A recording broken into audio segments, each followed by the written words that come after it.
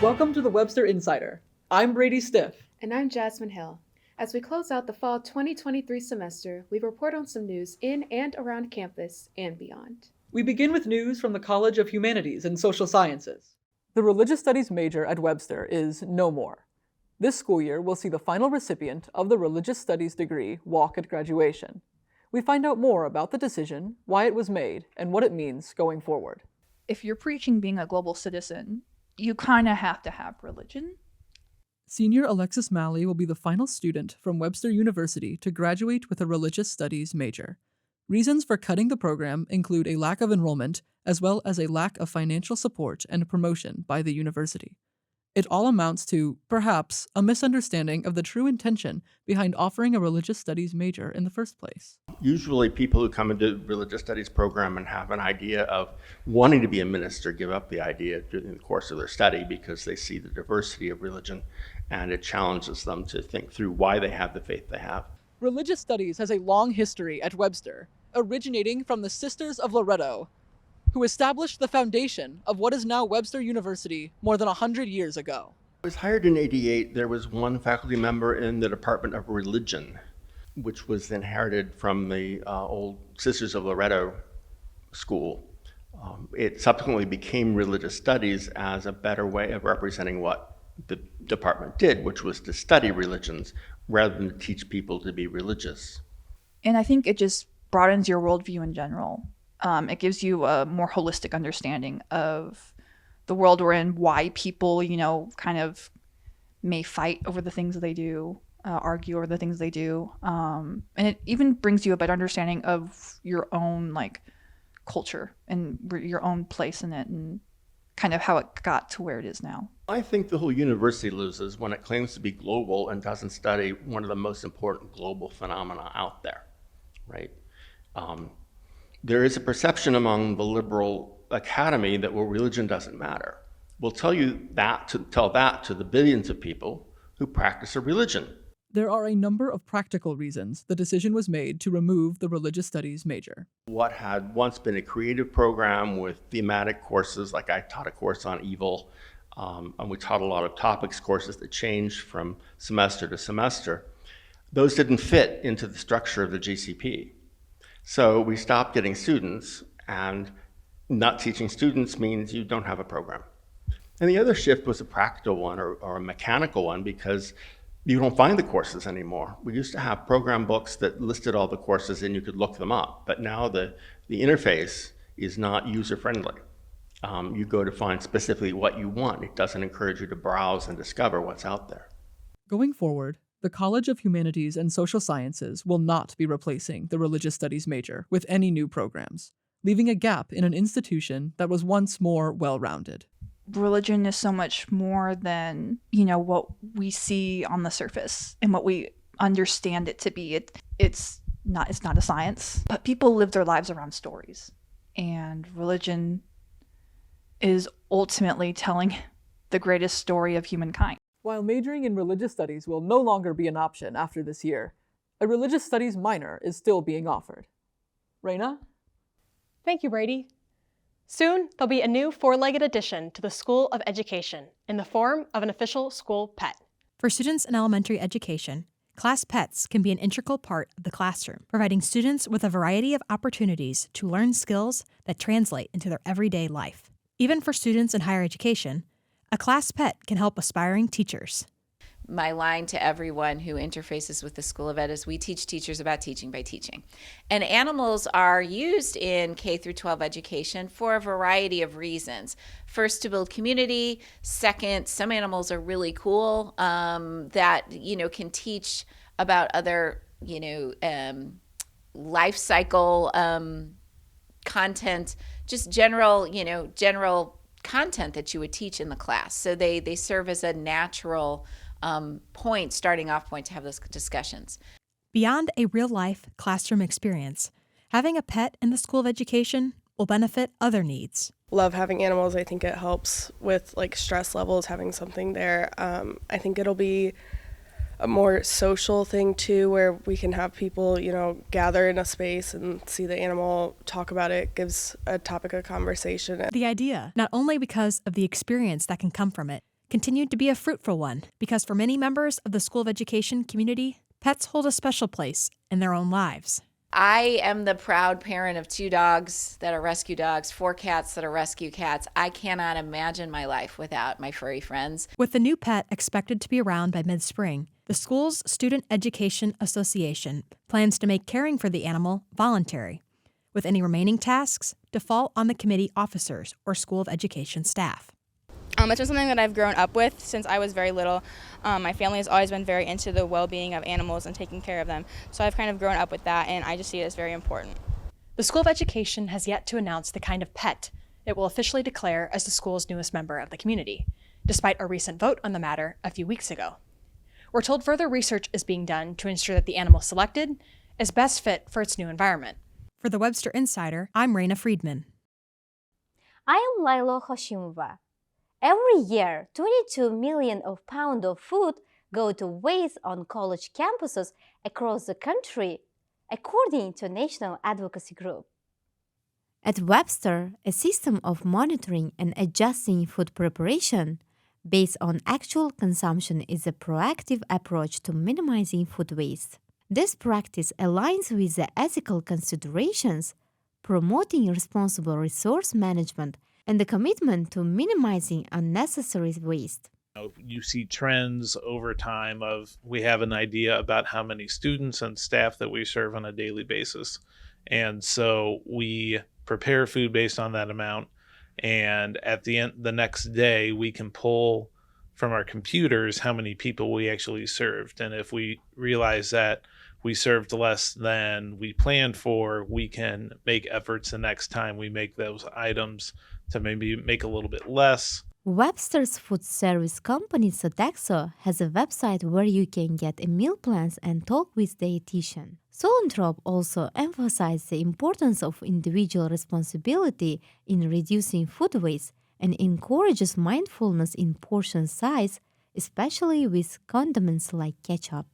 What you're eating, a lot of it, most of what we have is not self-serve. So, we as Sodexo, the people who are working on the lines, they're the ones who are giving you food and portion size.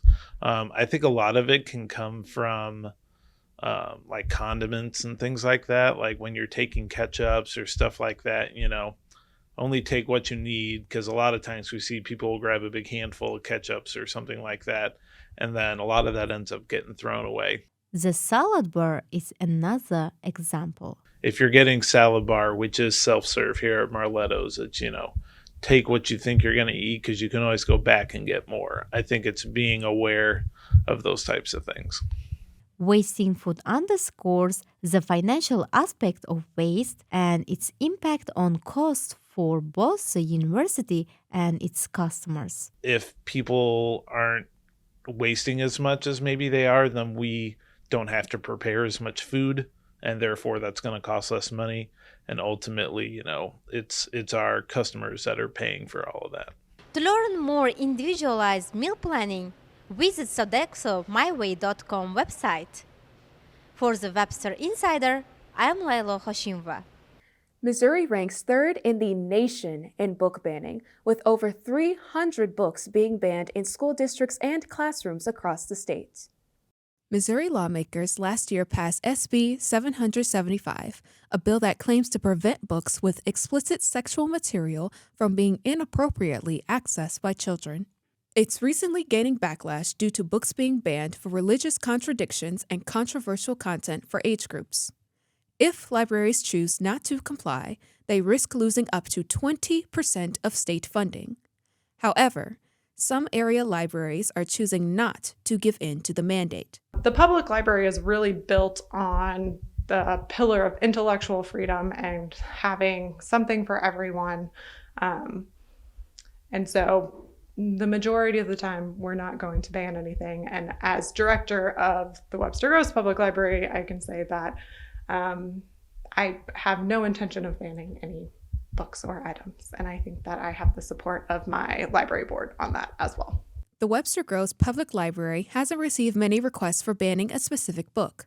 However, library staff put procedures in place that restrict certain access for minors. For instance, Those younger than 18 need a parent's signature to get a library card. It may not be perfect, but it keeps so-called controversial books on the shelves. At Webster University's Emerson Library, Dean Elizabeth Condon holds the same stance, saying banning books deprives the community of valuable experiences. I've been going to libraries since I was a little kid when the bookmobile would come to our neighborhood, and I would go check out as many books as I could and take them home and read them and then return them and check them out before the bookmobile left. Some of these books for the selection, I recognized books I had read as a kid. For instance, Killing Mr. Griffin. I mean, that one just jumped out at me as kind of an interesting one. Luckily, only 1% of libraries affected by the banned book epidemic are academic libraries. Despite this, Dean Condon still believes in encouraging the readings of banned books within Webster's community.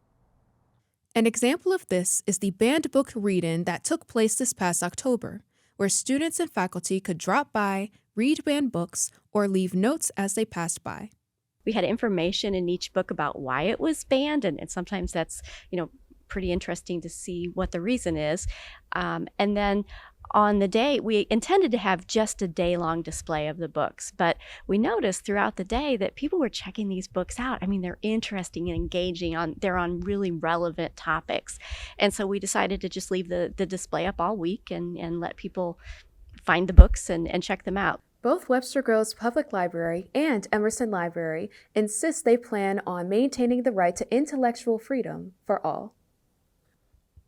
Now, a story from Carla Vasquez Mejia about a recent survey that labels St. Louis as among the least friendly cities towards those in the LGBTQ+ community. Carla?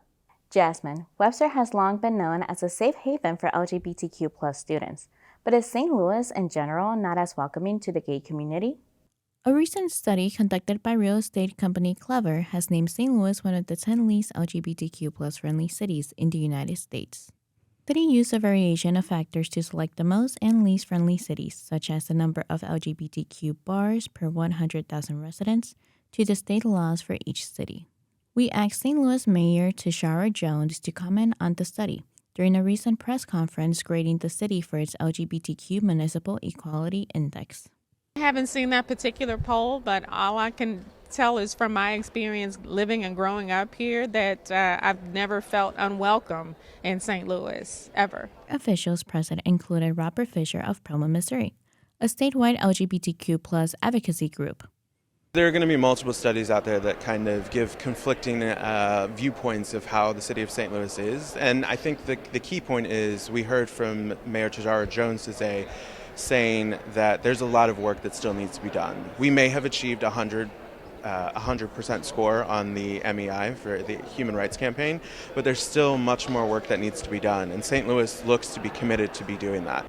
Although the Clever study named St. Louis one of the 10 least LGBTQ-friendly cities in the United States, there are residents in the city who believe otherwise. Overall, it's been very positive. Again, I haven't been a lot in St. Louis, but I think it overall has been positive with going to Webster and seeing a lot of representation here. I mean, I've enjoyed it. I have a lot of queer friends. I'm a working drag queen in the city. It feels good to me, but like I said, I kind of live in a bubble of queer people, so I don't feel any immediate danger or unfriendliness. While residents might not sense overt unfriendliness, St. Louis still has a long road ahead when it comes to equality for members of the LGBTQ+ community. I think definitely put in new laws when it comes to even marriage to start off with and job inclusion. Even though we have diversity, equity, and inclusion laws that have been in some businesses, there hasn't been a lot of consistency when it comes to harassment. So I think definitely by starting in the workplace, it can actually grow and grow more into people being more comfortable being out and open it in the LGBTQ+ community in St. Louis. It is truly one of those beacons of hopes throughout the state. We're seeing cities like St. Louis, Columbia, Kansas City, discussions in Springfield and Cape Girardeau begin to spur about how leaders can protect their citizens. They are the areas that allow people to be who they want to be.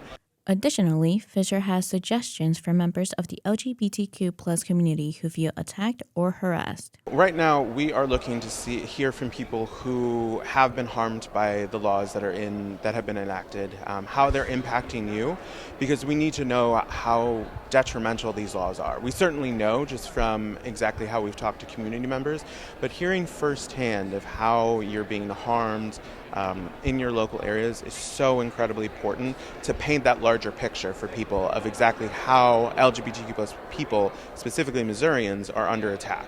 While there are conflicting thoughts of St. Louis and how LGBTQ friendly it is, it can be said that advocacy groups and top city officials are doing their best to make St. Louis a welcoming place for all. For the Webster Insider, I'm Carla Vasquez Mejia.